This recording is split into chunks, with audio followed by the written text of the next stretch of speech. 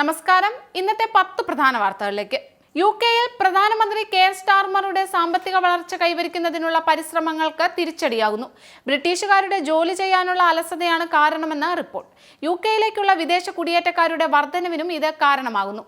ബ്രിട്ടനിൽ കഴിഞ്ഞ 2 ആഴ്ചക്കിടെ നടന്ന വംശീയ ആക്രമണം ഉൾപ്പെട്ട കലാപവുമായി ബന്ധപ്പെട്ട 1000-ലധികം പേരെ യുകെ പോലീസ് അറസ്റ്റ് ചെയ്തു. 78ാമത് സ്വാതന്ത്ര്യ ദിനാഘോഷ നിറവിൽ ഭാരതം. പ്രധാനമന്ത്രി നരേന്ദ്രമോദി ചെങ്കോട്ടയിൽ ദേശീയ പതാക ഉയർത്തി.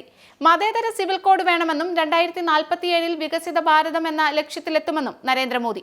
രാവിലെ 7 മണിയോടെ രാജ്ഘട്ടിലെത്തിയ മോദി ഗാന്ധി സ്മൃതിയിൽ പുഷ്പാർച്ചന നടത്തിയ ശേഷമാണ് ചെങ്കോട്ടയിൽ എത്തിയത്. തുടർന്ന് രാജ്യത്തെ അഭിസംബോധന ചെയ്ത് സംസാരിച്ചു. അമേരിക്കൻ പ്രസിഡന്റ് തെരഞ്ഞെടുപ്പിൽ കമലാ ഹാരിസിന്റെ പ്രചാരണം ഹാക്ക് ചെയ്യാൻ ശ്രമമെന്ന് FBI. വിദേശ ഇടപെടലെന്ന സംശയം. കമലയുടെ പ്രചാരണ ക്യാമ്പിലുണ്ടായിരുന്ന 3 അംഗങ്ങൾക്ക് ഔദ്യോഗികമെന്ന് തോന്നിപ്പിക്കുന്ന ഫിഷിംഗ് മെയിലുകൾ ലഭിച്ചു. ഇസ്രയേലിന്റെ സൈനിക ഓപ്പറേഷനുകൾക്ക് പലസ്തീനുകളെ മനുഷ്യകവചമായി ഉപയോഗിക്കുന്നു. ഇസ്രയേൽ സൈന്യം ഗാസയിൽ കടന്നുകയറുന്നത് കെട്ടിടങ്ങളിലും തുരങ്കങ്ങളിലും നിരപരാധികളായ മനുഷ്യരെ മുന്നിൽ നിർത്തി നടത്തുന്നത് അന്താരാഷ്ട്ര മാനുഷിക ചട്ടങ്ങളുടെയെല്ലാം നഗ്നമായ ലംഘനം.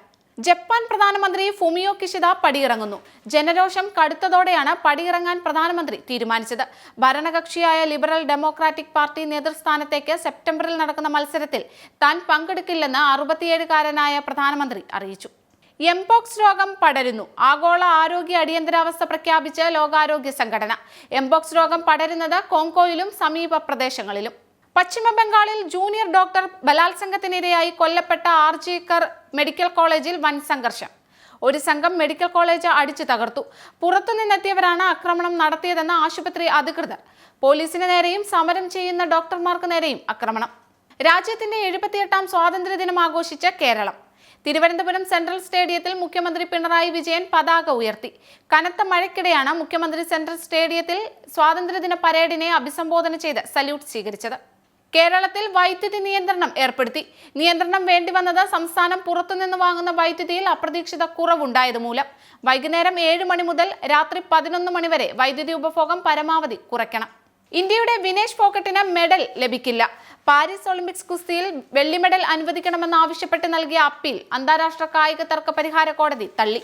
100 ഗ്രാം അധിക ഭാരം കണ്ടെത്തിയതിനെ തുടർന്നാണ് വിനേഷ് ഫോഗട്ടിന് അയോഗ്യത കൽപ്പിച്ചത്. ഇതോടെ ഉറപ്പായ വെള്ളിയും ഇന്ത്യക്ക് നഷ്ടപ്പെട്ടു. ഇന്നത്തെ 10 പ്രധാന വാർത്തകൾ ഇവിടെ പൂർണ്ണമാവുന്നു. കൂടുതൽ വാർത്തകൾക്കും വിശദ വിവരങ്ങൾക്കും Anand TV UK channel subscribe ചെയ്യൂ. ഒപ്പം Anand TV mobile app download ചെയ്ത് സൗജന്യമായി ആസ്വദിക്കൂ.